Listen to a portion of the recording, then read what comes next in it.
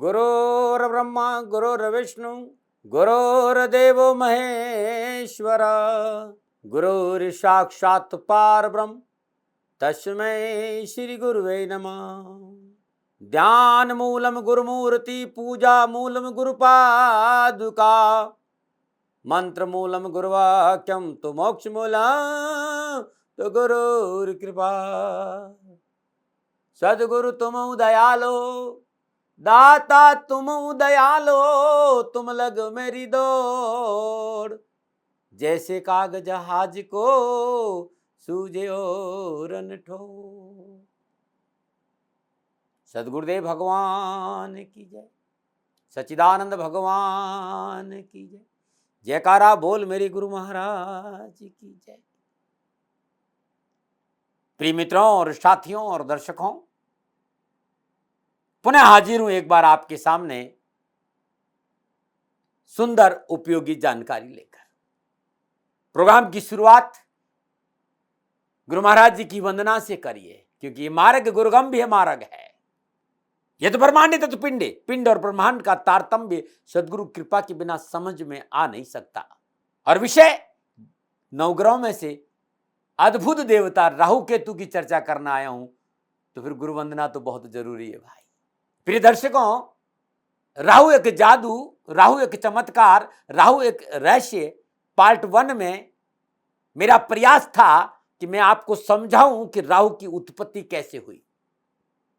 विज्ञान के हिसाब से, भारतीय सनातन संस्कृति के हिसाब से जो मेरा अनुभव था, मैंने आपके सामने रखा और समझाने की कोशिश करी कि मित्रों और साथियों, ये राहु है। राहु की उत्पत्ति इस प्रकार हुई है। आज राहु को लेकर कुछ और बातें आपसे करने वाला हूं। आप ज्योतिष में रुचि रखते हैं या ज्योतिष में रुचि नहीं रखते हैं, ज्योतिष की जानकारी है या ज्योतिष की जानकारी नहीं है, यह विषय आपके लिए बहुत उपयोगी होगा। क्योंकि जो ज्योतिष को थोड़ा बहुत भी जानते हैं या रुचि रखते हैं, उन सभी के मन में राहु केतु को लेकर एक डर बना हुआ है। राहु केतु ये कर देंगे, राहु केतु वो कर देंगे। जितने लोग उतनी बातें। एक समय था कि देवादिदेव शनिदेव की गली में कोई नहीं जाता था। कृपा भई, गुरु महाराज जी की दया हुई, शनि भगवान की दया हुई और उन्होंने मुझे सेवा का अवसर दिया और लगातार 30 साल राष्ट्र के सामने डंके की चोट पर एक बात कही कि शनि शत्रु नहीं मित्र है। और एक समय आया तब मैंने ये कहा कि शनि न शत्रु है न मित्र है, शनि कर्म फलदाता है और भाग्य विदाता है। मेरी साधना के मार्ग पर जो जो अनुभव मेरे सामने आया, मैंने भगवान शनि को लेकर आपके सामने रखा। पिछले 18 सालों से, लगभग 18 साल हो गए हैं, मैं राहु केतु पर काम कर रहा हूं। और जुलाई 2018 से लेकर जुलाई 2021 तक नियमित मैंने प्रभु की साधना में अपना समय दिया। उनकी कृपा से राहु केतु की साधना में मैंने अपना समय दिया। जैसे देवादिदेव शनिदेव का जो भय था, जो स्वरूप था, उस भय भ्रम और भ्रांति से आप बाहर आए, ठीक उसी तरह मेरा प्रयास है कि राहु केतु के लेकर जो आपका भय है, भ्रम है, उससे भी आप बाहर आए। आज घर घर में देवादिदेव शनिदेव की आराधना होती है, देवादिदेव शनिदेव पूजे जाते हैं, बहुत से सीरियल बने। उसके बाद कर्म फलदाता शनि, देवादिदेव शनि, भाग्य विदाता शनि। अब लोग भयभीत नहीं होते हैं, अपने कर्मों का स्व अवलोकन करते हैं और कर्मों को सुधारने का प्रयास करते हैं, अपने को टटोलते हैं, कर्मों में विश्वास कर बिलीविंग और अपने कर्म बिलीव करते हैं अपने कर्मों में और कर्मों में शुद्धिकरण का प्रयास करते हैं। पुनः एक बार सुंदर विषय राहु और केतु की चर्चा में आपके सामने करने जा रहा हूं। आपके सामने पार्ट 1 मैंने आपको सौंपा है उत्पत्ति को लेकर। और जैसे कि मैंने कहा कि जुलाई 2018 से जुलाई 2021, इन 3 सालों में गुरुदेव की दया से साधना के क्षेत्र में जो मैंने पाया है, वो अनुभव आपसे शेयर करने जा रहा हूं। ये मेरा अनुभव है साथियों, न तर्क न वितर्क न विवाद। जैसा मैंने पाया है आपके सामने प्रस्तुत करने जा रहा हूं। संभव है मैं गलत हूं, सेकंड ओपिनियन का अधिकार तो आप ही के पास रहता है, लेकिन ये मेरा अनुभव है और अनुभव बड़ा सुखद रहा है। राहु केतु को इस नजर से एक बार देखने का प्रयास करें, क्योंकि कुल की परंपरा की बात करूं तो ये कुल कर्म फलदाता शनिदेव का है। शनिदेव कश्यप ऋषि के पुत्र हैं, यानी सूर्य के पुत्र है, और राहु कश्यप ऋषि की संतान है। सिंहिका दानव कुल की थी और कश्यप ऋषि देवकुल के थे। सिंहिका कश्यप ऋषि की पत्नी थी और ऋषि कश्यप और सिंहिका की संतान स्वरभानु, और स्वरभानु राहु केतु में कैसे परिवर्तित हुए वो कहानी मैंने आपको बताई कि समुद्र मंथन हुआ कैसे, वो सारी घटनाएं मैंने पार्ट 1 में आपके सामने रखी थी। पार्ट 1 में मेरा पूरा प्रयास रहा है कि वैज्ञानिक दृष्टिकोण से और भारतीय सनातन संस्कृति और शास्त्रों के दृष्टिकोण से भगवान शनिदेव का उत्पत्ति का पूरा विवरण आपके सामने रखा। साथियों और मित्रों, ये अलग बात है कि राहु केतु की उत्पत्ति यानी स्वरभानु की उत्पत्ति कश्यप ऋषि के विभत्स भाव के दशा के कारण हुई थी, क्योंकि वो साधना का समय था और सिंहिका ने दबाव डाला, तो जो भावों की जो स्थिति थी वो बड़ी उग्र थी। संतान प्राप्ति के लिए ऋषि कश्यप को सिंहिका ने बाध्य किया आराधना के समय, और ऋषि कश्यप ने क्रोधित होकर श्राप दिया। वो श्राप सर से धड़ अलग होने का कारण बना, लेकिन जो कुल का जो गुण है, कुल की जो परंपरा है, वो राहु में विराजमान है। राहु रहस्यमय शक्तियों का मालिक था। मैं आज विषय राहु को लेकर आया हूं, केतु की चर्चा भी करूंगा, लेकिन जानकारी इस वीडियो में राहु के बारे में है। मेरा प्रयास है कि आपके मन से राहु केतु का डर निकालने का कोशिश करूं। मित्रों और साथियों, राहु और केतु समझिए जरा क्या है। राहु और केतु दोनों व्यक्ति विशेष के मनन और चिंतन की क्रिया को तेज करते हैं, क्योंकि ये दोनों ही कार्मिक ग्रह है। इन दोनों ग्रह का संबंध मानव की चेतना से है। ये दोनों जीवन के सूक्ष्म तत्वों से संबंध रखते हैं और दोनों अपना प्रभाव डालने में अचूक है। राहु के प्रभाव से सभी प्रकार की भौतिक उपलब्धियां, सांसारिक प्रतिष्ठा, वैभव, स्वास्थ्य, सामाजिक संबंध बनते भी है और बिगड़ते भी है। सुफल भी प्राप्त होते हैं और प्रतिकूल फल भी प्राप्त होते हैं। राहु केतु को प्राचीन मुनियों ने, विद्वानों ने एक इकाई के रूप में एक समझा, इनको एक की मान्यता दी। राहु जातों को एक भौतिकता की ओर लेकर जाता है और केतु उसे आध्यात्मिकता की ओर लेकर जाता है, परंतु दोनों के फल परस्पर संबंध रखते हैं। राहु और केतु दोनों मिलकर व्यक्ति को इस मोह जाल से मुक्त कर, कर्म बंधन से मुक्त कर मोक्ष के मार्ग पर लेके जाते हैं। राहु और केतु सृष्टि सृजन कर्म का एक विशिष्ट अंग है। साथियों, राहु केतु से बहुत से योग बनते हैं, उसमें से एक योग कालसर्प योग की चर्चा भी होती है। ये एक योग है और इस योग के कारण कई बार व्यक्ति को जड़ता का अनुभव होता है, संसार में डूब जाता है व्यक्ति, उसमें आध्यात्मिकता की कमी आ जाती है, उसका विकास मार्ग अवरुद्ध हो जाता है। लेकिन जब वो अहंकार छोड़कर बंधन मुक्त हो जाता है तो उसे अध्यात्म की प्राप्ति होती है। अच्छा बुरा, अध्यात्म, भौतिक, अमृत, विष, इन सभी प्रकार के गुण राहु केतु में सूक्ष्म रूप से विराजमान है। प्रत्येक जीव के प्रथम छोर जो ऊपर की ओर जा रहा है उसे ऊपरी छोर कहा जाता है, वो दैवी शक्ति है, उसमें अव्यक्त अंधकार है, यही राहु है। यानी जो सूर्य से दूर जा रहा है और ऊपर की ओर गति कर रहा है, ये राहु है। सूर्य से दूरी यानी अंधकार, अंधकार यानी अज्ञान, अज्ञान यानी विलासिता, भोग, अहंकार। जब व्यक्ति ज्ञान से दूर रहेगा तो अहंकार में लिप्त रहेगा, तो ये राहु है। और जो सूर्य के पास आ रहा है, जो नीचे की ओर आ रहा है, प्रकाश की ओर आ रहा है, ये केतु है,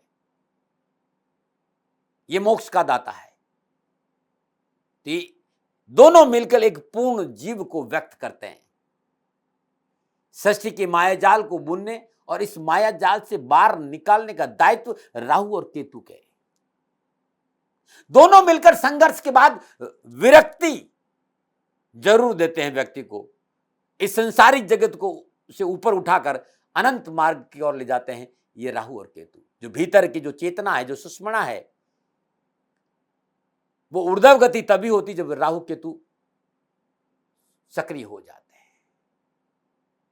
जानने, थोड़ा सा समझे, क्योंकि बहुत कुछ बताऊंगा।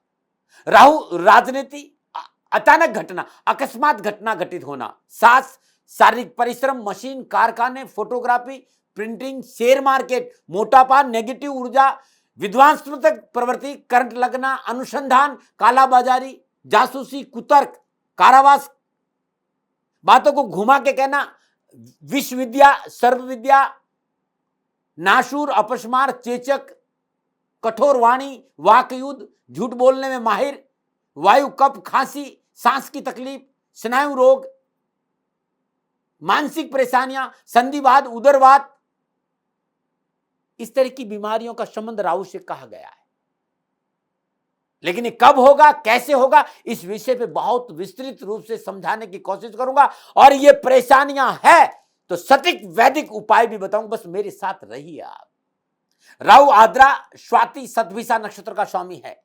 राहु मेष, वृश्चिक, कुंभ, कन्या, वृषभ, कर्क और दसम भाव में अधिक बली माना गया है। राहु मेष राशि में हो, वृश्चिक राशि में हो, कुंभ राशि में हो, कन्या राशि में हो, वृषभ राशि में हो, कर्क राशि में हो और दसम भाव में हो तो बहुत अधिक बली होता है। राहु पूर्वाषाढ़ा, उत्तराषाढ़ा, अभिजीत मुहूर्त और श्रवण नक्षत्र में और अधिक बली माना गया है। राहु अपना प्रभाव 12 से 48 वर्ष की आयु में अधिक दिखाता है। राहु जातक की जन्मकुंडली में शुभ विराजमान हो, शुभ राशि में हो, जिस राशि में बैठा हो उस राशि का स्वामी केंद्र त्रिकोण से संबंध रखता हो, स्वराशि में हो, उच्च का हो तो रिसर्च करता है अद्भुत, फ्यूजन का अधिक जानकार, फ्यूजन वह किसी चीज का मिश्रण कैसे हो उसका वो बहुत अद्भुत जानकार होता है। फ्यूजन का रॉ, राष्ट्र की जो सुरक्षा एजेंसियां रॉ है उसका अच्छा जानकार होता है, अच्छा वक्ता होता है, चाणक्य नीति का जानकार होता है, अच्छा कथावाचक होता है, प्रवक्ता बहुत अच्छा, किसी भी पार्टी का अच्छा प्रवक्ता होगा तो उसका राहु बड़ा मजबूत हो, राजनीति के शिखर पर लेके जाए, सूरवीर बनाता है, समृद्धिशील बनाता है। विद्वानों का मत है कि राहु वृषभ राशि में उच्च का होता है और वृश्चिक राशि में नीच का होता है। कुछ विद्वान ये भी कहते हैं कि राहु मिथुन राशि में उच्च का होगा और धनु राशि में नीच का होगा। कुछ लोग ये भी कहते हैं कि मिथुन राशि राहु की त्रिकोण राशि है, लेकिन देखने में यह आया है कि राहु जिस राशि भाव में बैठता है और उस भाव में जो राशि है उस राशि का स्वामी जहां बैठा है और उस राशि के स्वामी से जिन ग्रहों का संबंध है राहु उसी प्रकार फल देता है। तो राहु का अपना कुछ नहीं, जिस राशि में विराजमान है और जिस भाव में बैठा है, लगातार 17-18 सालों में और विशेषकर इन 3 सालों में जो काम करने का अवसर मिला, मेरा अनुभव है कि राहु जन्म कुंडली की तीसरा भाव, छठा भाव और 11वें भाव में सर्वाधिक शुभ फल प्रदान करता है। राहु को नीला रंग प्रदान किया गया है। राहु का नीला रंग होने के पीछे बहुत गहरा अर्थ है, क्योंकि नीला विस्तार का रंग है। आकाश और समुद्र दोनों ही नीले रंग है, अनंत रूप से फैले हैं। नीला यानी सर्वव्यापकता का प्रतीक है। भगवान श्री कृष्ण, महादेव, प्रभु श्री राम, देखिएगा, और ये तीनों ही महापुरुष का रंग हल्का नीला है। राहु देवी गुणों से युक्त है भाई, कश्यप ऋषि के अंश है, इसलिए उन्हें नीला रंग दिया गया। राहु जनित अनिष्ट जातक के पूर्व कर्मों के फल स्वरूप प्राप्त होते हैं। इस बात को ध्यान से सुनिएगा। तो थोड़ा सा गहराई से बात करें, थोड़ा सा रिसर्च करें, थोड़ा सा शोध करें तो देखने में आया है कि राहु एक देव है और उसका प्रभाव भी व्यक्ति विशेष के लिए अनंत शुभ होता है, बस जानने की जरूरत है। जैसे भगवान शिव संहार करता है और भगवान शिव संहारकर्ता के रूप में सभी जीर्ण शरीर को नष्ट करके जो समस्त सृष्टि के संतुलन की एक विशेष प्रक्रिया है और नया जीवन प्रदान करते। राहु भौतिक भटकाव के बाद अध्यात्म की ओर लेके जाता है। राहु सांसारिक उपलब्धियों की प्राप्ति के बाद अध्यात्म की ओर अग्रसर होता है, क्योंकि जब वो भौतिकता से उब जाएगा, विलासिता से उब जाएगा और जब उसको कोई शांति नहीं मिलेगी, व्यक्ति को आत्मज्ञान, ब्रह्म ज्ञान की ओर लेके जाता है और वो केतु बन जाता है। फलित ज्योतिष में काल सर्प योग की बड़ी चर्चा, सर्प योग की बहुत चर्चा है, लेकिन कहा भी जाता है कि सर्प बिना कारण किसी को अनिष्ट नहीं करता है। राहु केवल दैवीय प्रतिनिधि के रूप में किसी व्यक्ति को कष्ट या परेशानी देता है उसके जीवन के अनुसार, उसके कर्मों के अनुसार। राहु नाग देवता के प्रतीक है। तो राहु का जो मुख्य उद्देश्य है व्यक्ति को विशेष गुप्त शक्तियों के प्रति सचेत कर उनके हृदय में आध्यात्म ज्योति जगाना। लेकिन प्रक्रिया थोड़ी सी कठिन है। जब तक राहु आध्यात्मिक चेतना को सजग नहीं करता है तब तक वो व्यक्ति को संघर्ष, द्वंद्व और प्रतिकूल परिस्थितियों का सामना कराता है। राहु व्यक्ति को अपने कर्मों का अनुभव कराकर गंभीर चिंतन की ओर राहु लेके जाता है भाई, इस बात का ध्यान रखिएगा। राहु आध्यात्मिकता की ओर का एक लंबा मार्ग है और केतु कुंडली जागरण कराकर इस मार्ग को सरल कर देता है। राहु मनुष्य की जड़ वृत्तियों को नाश कर उसे पूर्व जन्म के कर्म बंधनों से मुक्त करता है। राहु को जड़ता और अज्ञान का कारक माना गया है। कहते हैं कि राहु जातक को जड़ता और अज्ञान के सागर में डुबो देता है, उसमें असंतोष भर देता है, और यही अशांति जातक को धार्मिक संघर्ष की ओर भी लेके जाती है। भाई, दुख नहीं होगा तो सुख का कोई आनंद नहीं आएगा। कष्ट है तब सुख का अनुभव महसूस होगा, दर्द है तब सुख का अनुभव महसूस होगा, मौत है तब जीवन का महत्व है। तो जो व्यक्ति अशांत रहता है, परेशान रहता है, पीड़ित रहता है, तब उसे उस अध्यात्म की जो प्यास है वो और ज्यादा अच्छी लगती।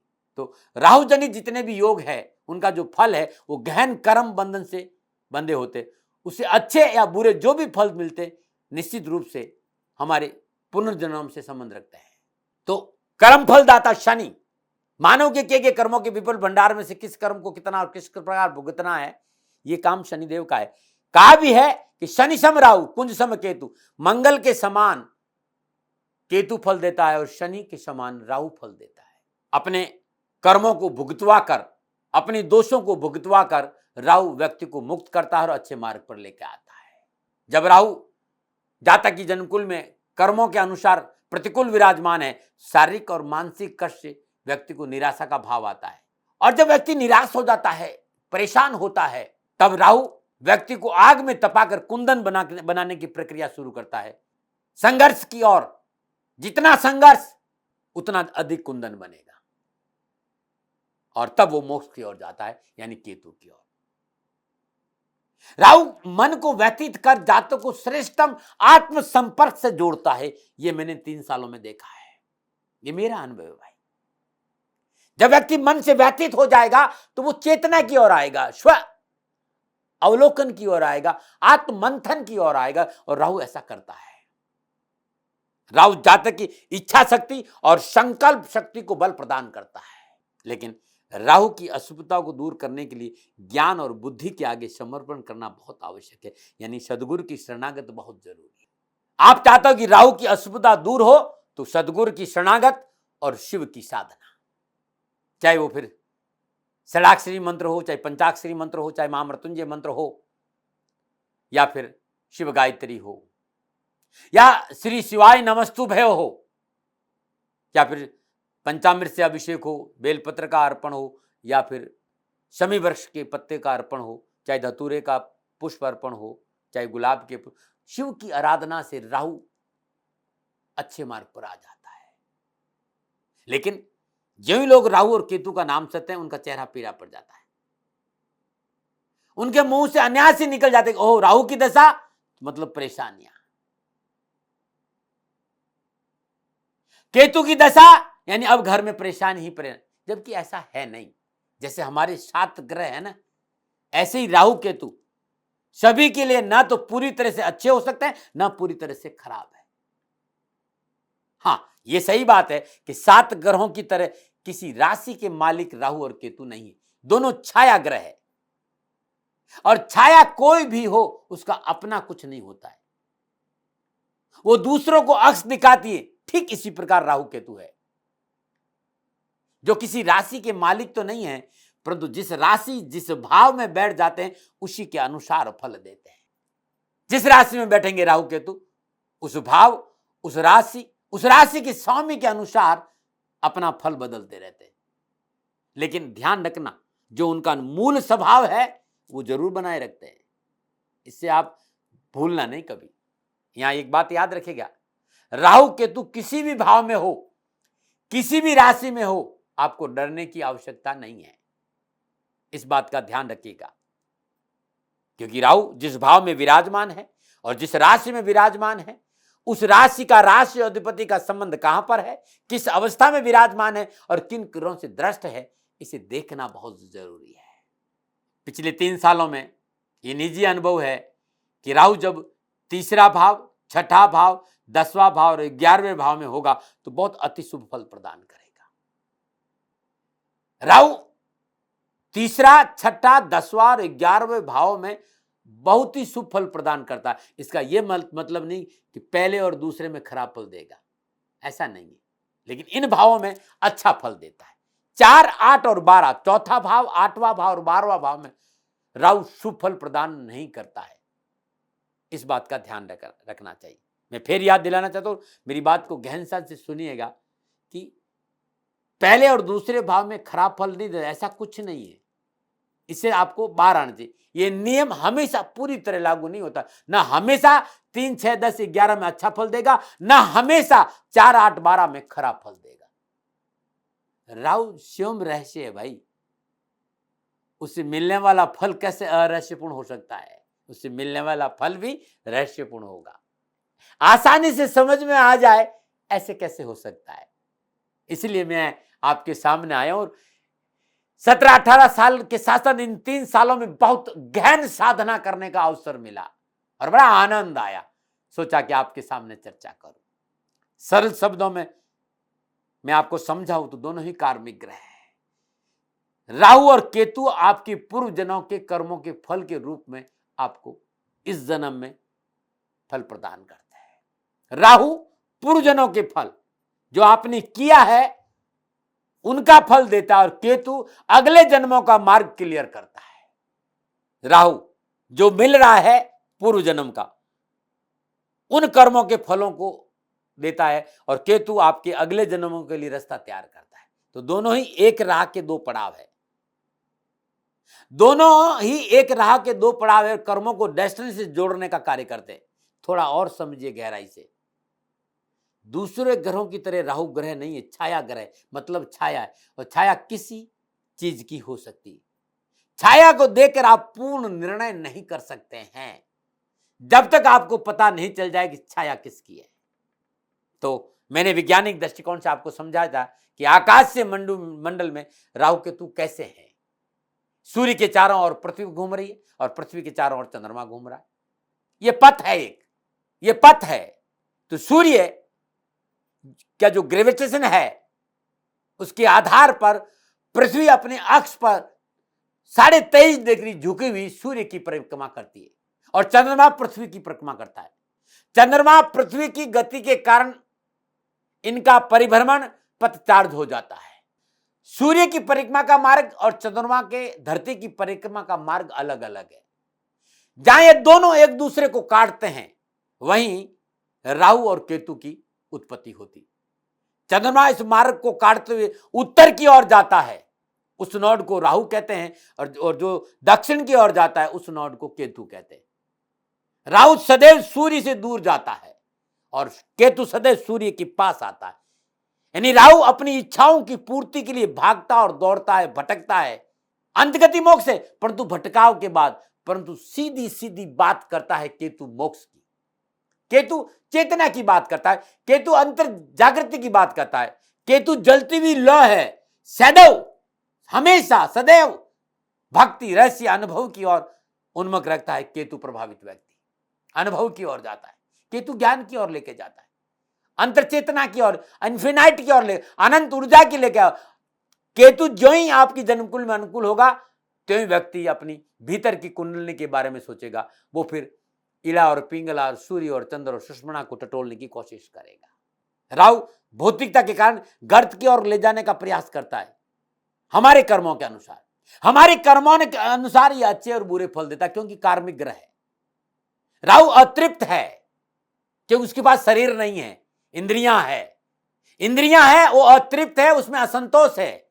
केतु के पास इंद्रियां नहीं है, न आंख है, न नाक है, न कान है, न जीभ है। केतु एक आशा है, सकारात्मक ऊर्जा है, हमेशा ऊंचे ऊपर की ओर जाने की ललक है। तो मैं कहना यह चाह रहा हूं कि राहु अगर उलझाता है तो केतु सभी उलझनों से बाहर लेके आता है। और कहा भी है ना किसी ने कि जहां चाह है वहां राह है। समस्या तभी तक है जब तक हम उसे समस्या मानते हैं। जीवन की हर समस्या एक नई आशा को लेकर आती है, बस उसी आशा का दामन थामे आप अपनी मंजिल तक पहुंचने में सफल होंगे। तो आपको समझ में आया होगा मैं जो कहना चाह रहा हूं कि राहु कहां है आकाश में, ये भी मैंने समझा है। चलिए थोड़ा सा और एक बार मैं शास्त्रों की बात करता हूं कि समुद्र मंथन हुआ, कहानी आप सभी जानते। अमृत निकला, दानव अमृत को लेकर भाग गए। देवताओं ने भगवान नारायण से प्रार्थना की, नारायण ने मोहिनी रूप धरा, सुंदर मोहिनी रूप। और कहते हैं जब सुंदरता जा है वहां कुछ न कुछ धोखा भी है। तो दानव उस सुंदरता में फंस गए। भगवान नारायण ने अपने मोहिनी रूप से समझौता किया कि आप शांति से बैठने के और अमृत मैं बांटूंगा, लेकिन बीच में कोई डिस्टर्ब नहीं करेगा। भगवान नारायण देवता को अमृत बांट रहे थे। स्वरभानु जो दानव कुल से था, सिंहिका का पुत्र था, कश्यप का पुत्र थे, वो दानवों की लाइन में बैठे थे। उन्होंने देखा कि अमृत खाली देवताओं को बांटा जा रहा है, क्योंकि पहले बहुत युद्ध हुआ था देवता और दानव ने, इस बात को लेकर बहुत युद्ध हुआ। तभी तो भगवान विष्णु बीच में आए। मेरी बात को ध्यान से सुनिएगा जो मैं कहना जा रहा हूं। तभी तो भगवान ने मोहिनी रूप धारण किया और इस समस्या का हल निकाला। तो ये जो स्वर भानु था, दानव कोई लाइन बैठा, उसने नियम तोड़कर वेश बदलकर देवताओं में जाकर बैठ गया और अमृत बांटते बांटते जो मोहिनी स्वरूप नारायण ने स्वर भानु को अमृत दिया और अमृत कंठ तक पहुंच गया था। सूर्य और चंद्र ने इन्हें पहचान लिया था कि ये दानव है और ये राहु स्वर भानु है। मोहिनी स्वरूप में नारायण ने तुरंत अपने स्वरूप में आए और सुदर्शन चक्र से सर को अलग कर दिया। लेकिन क्योंकि स्वर भानु अमृत पान कर चुका था, गले तक आ चुका था, राहु धड़ अलग हो गया और सर अलग हो गया। तो जो सर है वो राहु है और जो धड़ है वो केतु है। लेकिन अमृत स्पर्श कर चुके थे, राहु केतु दोनों अमर हो गए थे और इन्हें आगे जाकर ग्रहों में स्थान मिला, देवों का पद भी मिला। ये राहु केतु की उत्पत्ति का कारण है और इन्हीं से आपको इनके उपाय भी निकल कर आएंगे, क्योंकि भगवान महादेव ने राहु केतु के सर्जन में बड़ा सहयोग किया। तो कहते हैं कि महादेव की उपासना करने से राहु केतु अनुकूल होते हैं। भगवान शिव की जो वामांगी है मां पार्वती आदि शक्ति है, तो कहते हैं आदि शक्ति की आराधना से राहु केतु अनुकूल होते हैं। नारायण उनके होने का कारण है, तो कहते हैं नारायण की उपासना से भी राहु केतु की शांति होती है। और नारायण के स्वरूप भगवान श्री कृष्ण है, जिन्होंने द्वापर युग में कालिया नाग पर नृत्य किया था। तो भगवान शिव, आदि शक्ति, नारायण, इन देवों की पूजा करना, इनके मंत्रों का जाप करना, इनकी दर्शन करना, इनकी आराधना करना से राहु केतु जनित परेशानी से मुक्ति करती। तो जो ये कहानी थी, इस कहानी से राहु के गुण सामने आ पाएंगे। राहु छद्म वेशधारी है, अच्छा जासूस हो सकता है, आविष्कारक है, इंटेलिजेंस है। यदि राहु शुभ ग्रहों से दृष्ट है, शुभ राशि में विराजमान है, राशि अधिपति अच्छा बैठा है, तो अपने राष्ट्र के लिए बहुत कुछ करेगा। लेकिन यदि राहु जन्म कुंडली में निजगत कर्मों की वजह से अनुकूल विराजमान नहीं है, तो राष्ट्र के लिए घातक भी हो सकता है, राष्ट्र विरोधी कार्य भी कर सकता है, राष्ट्र की खबरें बार बेच सकता है। लेकिन ये देखना जरूर है कि राहु किस राशि में बैठा है, उस राशि का स्वामी कहां बैठा है, इस समझना। समझो एक जन्म कुंडली है धनु लगन की, धनु लगन की जन्म कुंडली में राहु लगन में विराजमान। आप मेरे सामने आप ध्यान से देखेंगे, जो चार्ट बना है धनु लगन का चार्ट है।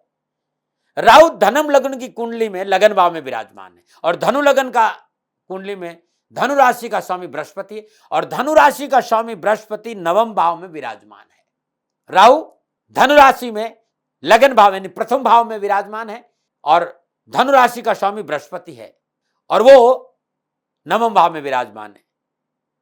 और राहु पर नवम भाव में विराजमान बृहस्पति की पंचम पूर्ण दृष्टि भी है, शुभ दृष्टि। तो यह अति शुभ योग बन गया। राहु पहले भाव में विराजमान, राहु जिस राशि में विराजमान है उसका स्वामी बृहस्पति केंद्र का स्वामी होकर त्रिकोण में विराजमान, राहु यहां अति शुभ फल प्रदान करेगा। राहु से बृहस्पति की दूरी नवम है और नवम पंचम राहु अति अनुकूल फल प्रदान करता है। तो ऐसा व्यक्ति जीवन में सफलता की ऊंचाइयों को छुएगा और राष्ट्र के लिए बहुत कुछ अच्छा करेगा। वो व्यक्ति जीवन में जब भी मेहनत करेगा उसे सफलता निश्चित मिलेगी। अपनी जन्म कुंडली खोलिएगा भाई, मैं बहुत कुछ बताऊंगा, आप स्वयं अपनी जन्म कुंडली देख सकते हैं। तो मित्रों और साथियों, एक बात याद रखनी है कि कोई भी ग्रह, चाहे वो राहु केतु क्यों ना हो, ना तो सभी के लिए शुभ होते, न ही सभी के लिए अशुभ होते। ग्रहों की स्थितियां बहुत जरूरी, उन स्थितियों को समझना बहुत जरूरी। जब वो शुभ हो या फिर महाशुभ हो, खराब हो या बहुत खराब हो, ये चार स्थितियां। किसी भी कुंडली में कोई ग्रह इन चार कैटेगरी यानी शुभ, महाशुभ, खराब, महाखराब, किस कैटेगरी में स्थित है, यह ग्रह की स्थिति, दृष्टि और युति से तय होता है। ग्रह की पीएससी को समझना बहुत जरूरी। पीएससी यानी प्लेसमेंट, एस्पेक्ट और कंजक्शन। ग्रह कहां बैठा है, किस राशि में बैठा है, किस उस राशि का स्वामी का संबंध किससे है और किन ग्रहों से दृष्ट है। प्लेसमेंट, एस्पेक्ट और कंजक्शन को समझना बहुत जरूरी है। और ये अच्छा बैठा हुआ है तो फिर अच्छा फल देने से कोई रोक नहीं सकता है। अगर ग्रह की पीएससी यानी प्लेसमेंट, एस्पेक्ट और कंजक्शन सही नहीं है तो फिर वो शुभ फल प्रदान नहीं करेगा। इसको समझना बहुत जरूरी। राहु को लेकर भयभीत मत होइए। देखिए वो किस राशि में बैठा है, देखिए जिस राशि में बैठा है उस राशि का स्वामी कहां बैठा है। क्या वो केंद्र में विराजमान है, क्या वो त्रिकोण में विराजमान है, क्या वो स्वराशि में है, क्या मित्र राशि में है, क्या उच्च राशि में है, क्या वो स्वाभाविक जो शुभ ग्रह है शुक्र से, बुध से, बृहस्पति से दृष्ट है, ये देखना बहुत जरूरी है। फिर मैं आपको समझाना कि राहु के पास सिर है, इंद्रियां है, और इंद्रियां है तो इच्छाएं हैं, इच्छाएं है तो लालच है, वो अधिक पाना चाहता है, जितना मिल जाता है उसे अधिक पाना चाहता है। ये राहु की स्वभाव है। साइकिल तो मोटरसाइकिल, और मोटरसाइकिल तो गाड़ी, और गाड़ी है तो महंगी गाड़ी। एक घर है तो दो घर, दो घर है तो चार घर। उसकी इच्छा कभी समाप्त नहीं होती। राहु सिकंदर की भूख की तरह है, वो सारे संसार पर कब्जा करने के लिए उकसाती। राहु व्यक्ति को साधना की शुद्धता को भुलाकर किसी प्रकार साध्य को पाना चाहता है। फिर उसके लिए चाहे वो कैसा भी तरीका अपनाना पड़े, राहु वो अपना लेता है। राहु पाने की होड़ में जीवन भर दौड़ता है। अंत में समझ में आता है कि सारा जीवन तो भाग दौड़ में बीत गया, पाया कुछ नहीं, तब वो मुक्ति की ओर जाता है।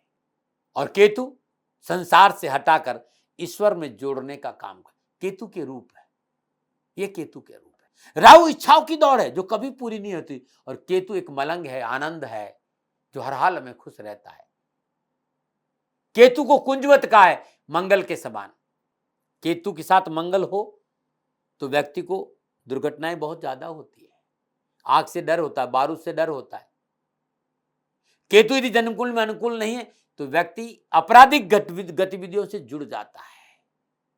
लेकिन वो शुभ है तो बारीकी मशीनों का जानकार, औजारों का जानकार, टेक्निकोलॉजी का जानकार, कंप्यूटर का जानकार, तकनीकी भाषा का जानकार, कोडिंग्स का जानकार, कंप्यूटर लैंग्वेज का जानकार बनाता है केतु। राहु जो मेहरबान हो तो वो सब देता है, जैसे बंगला, गाड़ी, घोड़ा, ऊंचा पद, लेकिन मन की खुशी, आत्मिक शांति छीन लेता है। और केतु भीतर का सुख देता है। केतु भौतिक सुखों को व्यर्थ समझता है, और राहु के लिए भौतिक सुख सब कुछ है। राहु विषयों में आसक्ति देता है, वस्तु की लत लगाता है, लत से परेशानी देता है। सब कुछ पाकर भी जब परेशान रहता है, जातक को समझ में आता है कि इन वस्तुओं में कुछ नहीं रखा है, वास्तव में मुझे जो कुछ चाहिए कुछ और है। इस कुछ और की तलाश से व्यक्ति आध्यात्म की ओर जाता है, वो अध्यात्म मार्ग पर निकल जाता है, जहां उसे संतुष्टि में मोक्ष मिलता है। तब वो कहीं एकांत में बैठकर साधना करता है, जैसे ऋषि को। ये राहु केतु थे। जैसे और ग्रहों के मित्र भी है और शत्रु भी है, ऐसे ही राहु के भी शत्रु और मित्र है भाई। राहु का सबसे बड़ा शत्रु सूर्य को माना है, क्योंकि शास्त्रों में चर्चा है ना कि समुद्र मंथन के समय सूर्य ने नारायण को बताया था कि ये राक्षस है। सूर्य ने पहचाना था कि ये राक्षस है। सूर्य ने स्वर भानु की गर्दन कटाई थी। तो राहु और सूर्य में शत्रुता है। यही कारण है कि राहु सूर्य को ग्रहण लगाता है। राहु के निकट आने पर सूर्य अपना प्रकाश, अपना तेज खो देता है। और केतु का शत्रु चंद्रमा है। सबसे बड़ा शत्रु केतु का चंद्रमा है। जातक की कुंडली में केतु और चंद्र एक साथ कहीं पर भी हो, प्रतिकूल फल प्रदान करे। सावधान हो जाना चाहिए कि स्थिति ठीक नहीं है। जिस राशि में केतु विराजमान है उसका स्वामी केंद्र त्रिकोण में विराजमान है और शुभ ग्रहों से दृष्ट है। ज्यादा डरने की जरूरत नहीं, लेकिन सावधानी फिर भी रखनी पड़ेगी, क्योंकि मूल स्वभाव से दूर नहीं जाता। स्थिति नियंत्रण में रहेगी, लेकिन जब जब केतु को मौका मिलेगा वो अपना रूप जरूर दिखाएगा। लेकिन यदि जातक की जन्मकुंड में चंद्रमा मजबूत है, चंद्रमा स्वराशि है, उच्च का है, बलि चंद्रमा है, बृहस्पति के साथ है, बृहस्पति से दृष्ट है, तो परेशानियां कम आएगी।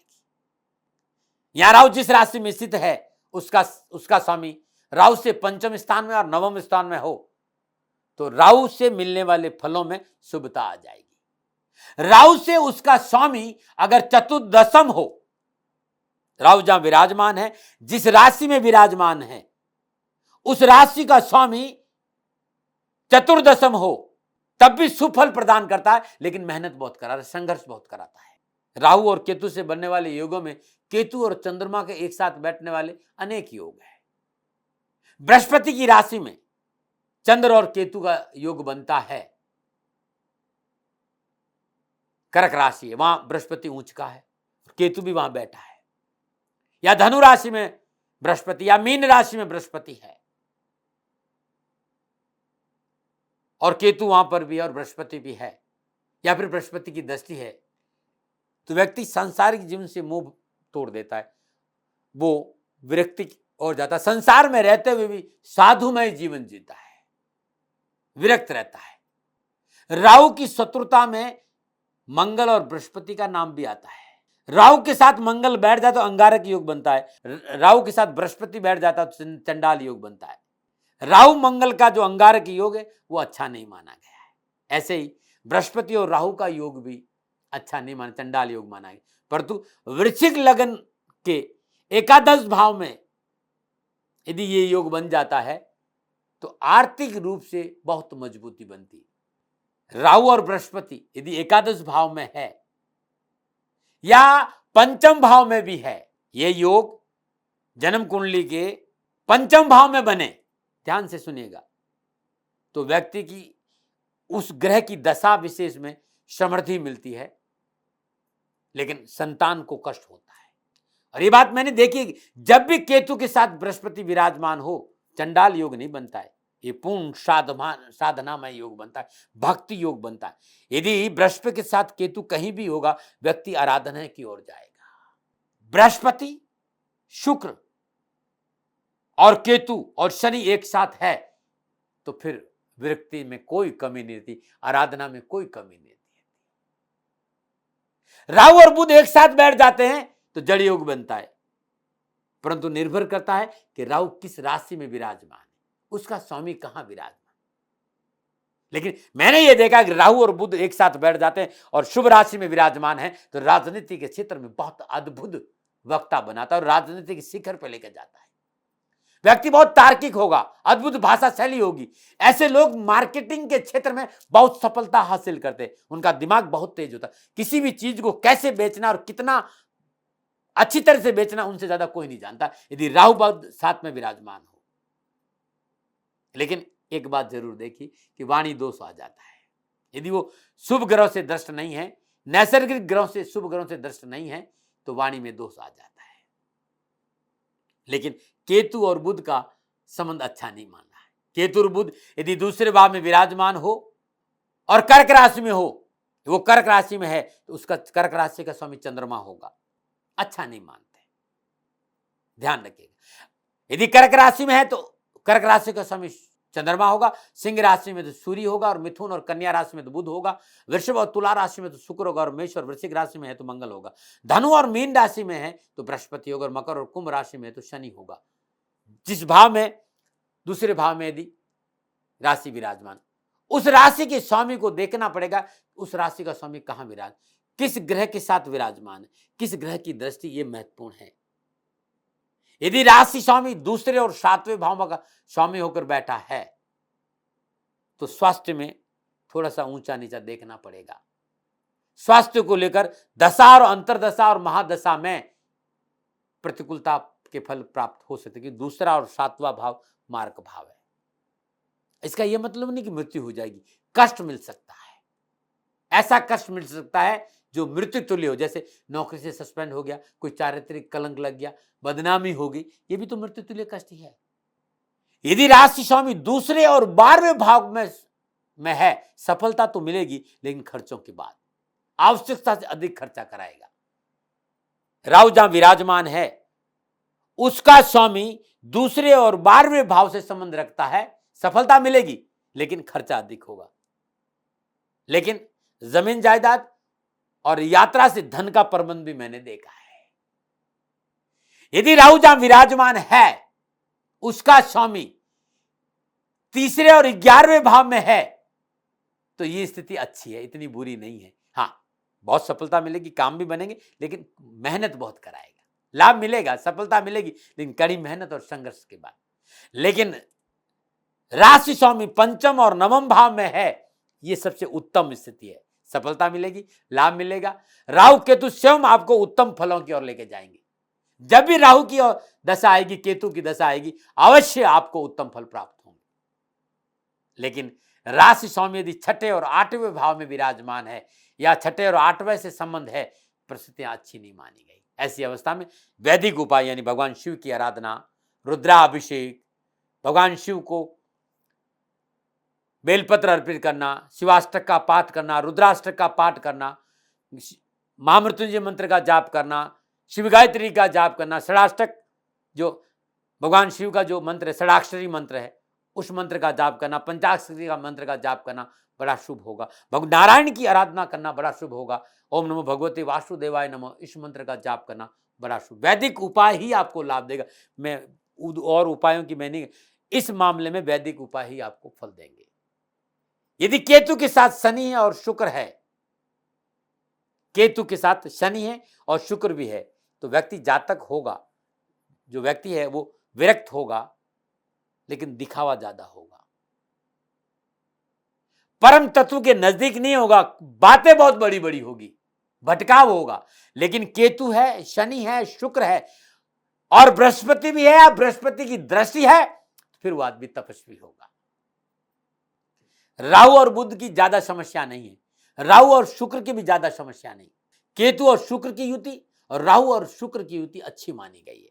जातक को मान सम्मान मिलता है, यश और कीर्ति में वृद्धि होती, अकस्मात आर्थिक पक्ष सुदृढ़ होगा। लेकिन कई बार मैंने यह भी देखा है, अचानक कलंक भी लगता है। यदि बृहस्पति से दृष्ट नहीं है, शुभ ग्रहों से दृष्ट नहीं है, तो अचानक कोई ना कोई कलंक लग सकता है और पारिवारिक जीवन में कलह रहता है। यदि शुभ ग्रहों से दृष्ट नहीं है, तो न व्यक्ति सन्यासी रहा, न व्यक्ति ग्रस्त रहा, अधर में लटक जाता है। लेकिन यदि आपकी जन्मकुल में सूर्य और चंद्रमा मजबूत है, सूर्य उच्च का है, स्वराशि है, केंद्र त्रिकोण का स्वामी है, शुभ ग्रहों से दृष्ट है, मित्रों के साथ विराजमान है, चंद्रमा जी शुभ बैठा है, स्वराशि में है, उच्च का है, केंद्र त्रिकोण से संबंध रखता है, तब राहु केतु कंट्रोल में रहेंगे, इतना कष्ट नहीं देंगे। साथियों और मित्रों, ये अनुभव है मेरा, पिछले इन 30 सालों में मैंने बड़ा अनुभव पाया, वही आपके सामने रख रहा हूं। राहु लगन में है, दूसरे भाव में है, चौथे भाव में है, सप्तम भाव में है, द्वादश भाव में विराजमान है। यह स्थिति इतनी अच्छी नहीं मानी गई है। यदि राहु इन भावों में है, तब आपको देखना होगा कि इन भावों के स्वामी केंद्र त्रिकोण में है या नहीं है, कोई राजयोग बन रहा है या नहीं बन रहा है। यदि केंद्र त्रिकोण में स्वामी बैठा है तो अच्छा फल देगा, नहीं तो परेशानियों का सामना करना पड़ सकता है। इसलिए तुरंत नहीं बोलिए, जन्म कुंडली देखिए कि राहु जहां विराजमान है, उससे जिस राशि में बैठा हुआ है, उस राशि का स्वामी कहां बैठा है, किस राशि में बैठा हुआ है, किस अवस्था में बैठा हुआ है और किन ग्रहों से दृष्ट है। जन्म कुंडली को टटोलना बहुत जरूरी है कि वो कहां विराजमान। यदि किसी की जातक है, यदि राहु लगन में बैठा और आप तुरंत कह देंगे तो धोखेबाज है, झूठ बोलता है, विश्वास ही नहीं, लेकिन ऐसा है नहीं। देखना होगा कि स्वामी कहां है, क्या उसके स्वामी का संबंध केंद्र त्रिकोण से है, सुफल प्राप्त होंगे, और नहीं है तो परेशानियां हैं।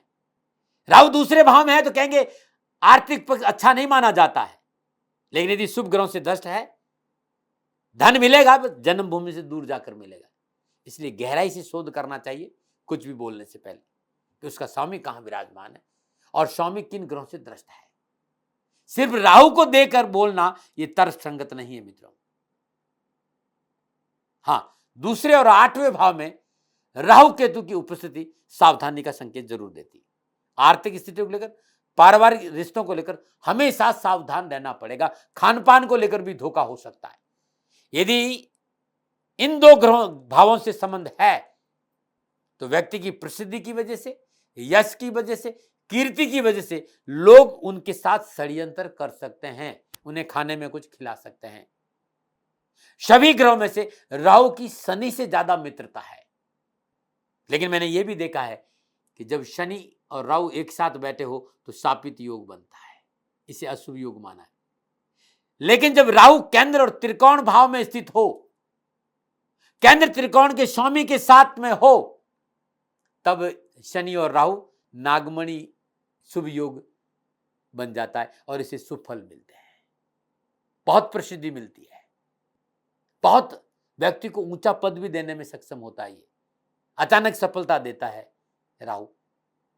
शनि यदि त्रिकोण का स्वामी होकर केंद्र में हो और राहु भी केंद्र में ही हो तो फिर ये सापत्य योग नहीं रहा है, फिर ये नागमणि योग है, ये सुफल देगा। ऐसा योग धन मान सम्मान सफलता यश कीर्ति अद्भुत देता है। राहु का संबंध यदि त्रिक भावों से है या त्रिक भाव या भावेशों से संबंध बनता है तो थोड़ी सी समस्या रहती है। तो मेरा कहने का मतलब ये है कि राहु सब कुछ देने में सामर्थ्य रहता है, परंतु यदि आपको संतुष्टि चाहिए, आपको सुकून चाहिए, शांति चाहिए, मन को आराम चाहिए, तो आपको केतु के मार्ग पर चलना होगा। राहु इच्छाओं को जगाकर साधन देता है और फिर उन साधनों से असंतुष्टि देता है। राहु जन्म जन्म के कर्म बंधनों में बांधता है। इन बंधनों से मुक्त करने का कार्य, इन बंधनों से खोलने का कार्य केतु करता है। जन्म जन्म के चक्रों से बाहर निकालने का काम केतु का है। वो हाथ पकड़कर बाहर निकालता है, लेकिन केतु का हाथ पकड़ना पड़ेगा। केतु का मतलब धर्म का। हम सभी जानते हैं कि 12वें भाव में केतु मोक्ष देता है। हम सभी जानते हैं कि सही मार्ग, मुक्ति का मार्ग केतु ही दिखाता है। फिर वृद्धावस्था तक प्रतीक्षा क्यों भाई? यदि आप अब अच्छे प्रयास करेंगे, शिव आराधना करेंगे, नारायण आराधना करेंगे, आदि शक्ति की आराधना करेंगे, तो राहु शुभ फल देगा और केतु भी शुभ फल देगा। मैंने एक बात और देखी कि केतु गुरु से मित्रतापूर्ण व्यवहार रखते हैं। केतु और बृहस्पति दोनों एक साथ बैठ जाते फिर वो चंडाल योग नहीं, मैंने पहले भी बताया आपसे। व्यक्ति को योगी बनाता, जोगी बनाता, मलंग बनाता, मस्त बनाता, भक्ति की ओर लेके जाता है। बृहस्पति, शुक्र और केतु और शनि, ये चारों ग्रह यदि एक साथ बैठ जाते हैं तो व्यक्ति तपस्वी बनता ही बनता है। हाँ, राहु और बुध एक साथ बैठे हो जड़ता योग के, लेकिन बुद्धि सही कार्यों में काम नहीं करती। अब ये देखना बहुत जरूरी, कितनी सही लगेगी। यहां राहु उसका स्वामी केंद्र या त्रिकोण से संबंध रखता है, तब तो वो किसी देश का डिप्लोमेट बन सकता है, क्योंकि दिमाग बहुत तेज होगा, अपना वाणी का प्रयोग करके लाभ करेगा। यहां गुरु को देखना होगा। यदि गुरु देखता है तो व्यक्ति को स्वार्थी होने से बचाएगा। राहु और केतु दोनों में से कोई भी उसे प्राप्त होने वाले फल देखने के लिए राशियों के स्वामी कहां बैठे हैं और उन पर किन ग्रहों की दृष्टि है, यह देखना बहुत जरूरी है मित्रों। तभी राहु और केतु समझ में आएंगे। राहु और केतु कार्मिक ग्रह हैं, ध्यान से समझिएगा। यदि राहु केतु स्वयं अच्छी अवस्था में विराजमान है, इनका स्वामी अच्छी अवस्था में विराजमान है और शुभ ग्रहों से 10 है, तो राहु केतु की दशा आपको शुभ फलदायी रहेगी। और इसके विपरीत यदि दोनों ग्रह 6, 8, 12 से संबंध रखते हैं तो दशा में प्रतिकूलता में जरूर अनुकूल फल प्राप्त नहीं होगी। राहु शुक्र की युति दोनों अशुभ स्थिति में विराजमान है तो डिफेम दे जाते हैं। केतु से शुक्र की युति है तो जीवन साथी से अलगाव मिलता है। राहु और उसके स्वामी की दूरी 2, 12 है, 6, 8 है तो अच्छे फल नहीं मिलेंगे, लेकिन 5, 9 है, 4, 10 है, 3, 11 है तो शुभ फल। नवम पंचम, चतुर्दशम, त्रिएकादश, ये अच्छे फल देंगे। तो मेरा प्रयास ये था कि आप राहु को समझे। अब राहु के नाम सुनकर डरेंगे नहीं। अब आप लगन में राहु देखते ही नेगेटिव ख्याल आपके मन में नहीं आना चाहिए कि व्यक्ति धोखेबाज है, स्वार्थी, ऐसा नहीं है। आपकी सोच बदलनी होगी। और आपने सुना होगा कि जैसी दृष्टि वैसी सृष्टि, और ज्योतिषी योग भी कुछ ऐसा ही हो सकते हैं। उपाय के साथ साथ आपको स्वयं को कर्मवादी बनना होगा, क्योंकि कर्म प्रधान विश्व कर रखा, जो जस करी तस फल जा। मिलेगा वही जो आपके कर्म है भाई, बिना कर्मों का कुछ नहीं मिलेगा। जंगल का राजा शेर होता है भाई, पेट भरने के लिए गुफा से बाहर आना पड़ता है, थाली में परोस कर कुछ नहीं मिलता है। प्रयास आपको करना होगा और ईमानदारी से प्रयास करना होगा, मेहनत करनी होगी, सफलता जरूर मिलेगी। मित्रों, राहु को लेकर एक और भ्रम लोगों के मन में बैठा है कि राहु 12वें भाव में हो तो व्यक्ति का चरित्र उत्तम नहीं होता है। यह पूर्णतः सत्य नहीं है।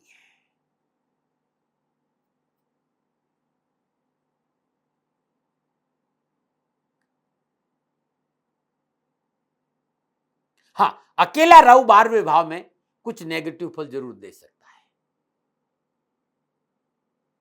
12वें भाव का राहु विदेश लेके जाता है भाई, एक्सपोर्ट और इंपोर्ट के बिजनेस में सफलता देता है भाई, समाधि की ओर भी लेके जाता है। हाँ, अनिद्रा जैसी चीजें भी देता है और यहां तकलीफ भी है, लेकिन अकेला विराजमान हो। राहु के फलों को देखने के लिए जो सूत्र मैंने बताए उनको देखना बहुत आवश्यक है। सभी सूत्रों को देखने के बाद अंतिम निर्णय में पहुंचे। याद रखिए, पुरुषार्थ करिए, प्रभु का नाम लेते रहिए, फिर रहने की बात नहीं है। राहु हुआ, केतु हुआ या कोई अन्य ग्रह हो, आपको बेहतर करने के लिए मैंने ये चर्चा करी कि इस आराधना की ओर बढ़ी, इष्ट आराधना पर ज्यादा ध्यान दीजिए, ये बहुत जरूरी। अब प्रश्न उठता है कि राहु केतु को ठीक कैसे करें, उपाय क्या है? तो मैं पहले ही बता चुका हूं कि भगवान शिव, भगवान हरि विष्णु, आदि शक्ति, माता दुर्गा की पूजा करना, नवान मंत्रों का जाप करना, सिद्ध कुजी का स्त्रोत का पाठ करना, अर्गला स्त्रोत का पाठ, रात्रि सूक्तमा का पाठ करना अद्भुत सफलता देता है। रुद्राभिषेक बहुत लाभ देता है राहु को शुभ करने में, राहु केतु को अनुकूल बनाने के लिए। यदि भगवान शिव की आराधना करें, रुद्राष्टक का पाठ किया जाए, मृत्युंजय मंत्र का जाप किया जाए, रुद्राष्टक आदि से रुद्राभिषेक, पंचामृत से रुद्राभिषेक करेंगे, अद्भुत सफलता मिलेगी। राहु की वस्तुओं का दान करना बहुत अच्छा फल प्रदान करता है। राहु की शुभता बढ़ाने के लिए कंजकों को दूध का दान देना बड़ा शुभ रहता है। जीवन की प्रत्येक अवस्था में हंसते रहिए और मुस्कुराते रहिए। हनुमान जी की आराधना करिए, हनुमान जी आपको कभी रोने नहीं देंगे। अपनी योग्यता को शस्त्र बनाओ, दूसरों का भला कीजिए, आपका भला स्वयं हो जाएगा। सरल शब्दों में ये कहूं तो जीवन को सरल बनाइए, कर्म और भक्ति पे रहिए, गुरु की प्रति श्रद्धा रखिए, ज्ञान की प्रति श्रद्धा रखिए, दायित्व को पूरा कीजिए, सत्य का मार्ग नहीं छोड़िए, जिसका अन्न खाया है उसका सम्मान कीजिए। मित्रों, समस्या में समाधान छुपा है, बस अपनी सोच बदलिए, रास्ता वहीं से निकलेगा। फिर राहु हो, केतु हो या फिर नवग्रह हो, तो राहु और केतु के भ्रम से बाहर आइए। अद्भुत है राहु केतु, और ये श्रृंखला अभी चलेगी। अब मैं आपको बताऊंगा कि 12 भाव में राहु विराजमान है तो क्या फल मिलेगा प्रत्येक भाव का, और मैं उपाय भी बताऊंगा। राहु पर आज इतना ही। अगले वीडियो में 12 भाव में राहु का क्या फल होगा और परेशानी है तो क्या उपाय होगा, उस विषय को लेकर आऊंगा। कैसा लगा ये कमेंट में जरूर लिखिएगा। कोशिश करूंगा आपके कमेंट के आधार पर कुछ अच्छा वीडियो बनाने का। और गुरुमंत्र विद दाती महाराज में आज कमेंट करिए, जो राशिफल मेरा है उसमें आप कमेंट जरूर करें, क्योंकि मैं उसमें सब कुछ देखता हूं कि भाई कौन किसने क्या। जो मेरा गुरुमंत्र विद दाती महाराज पर राशिफल आता है हर रोज, उसमें आप अपना ये मैसेज जरूर छोड़िए कि भाई राहु के बारे में कुछ भी जानकारी आपके पास में आप जरूर वहां दीजिए, और अधिक कुछ जानना है वो भी वहां दीजिए। मैं नया वीडियो लेके आऊंगा। नमो नारायण। पुनः निवेदन, गलती हो सकती है और किसी भी गलती के लिए हाथ जोड़कर क्षमा प्रार्थी। नमो नारायण।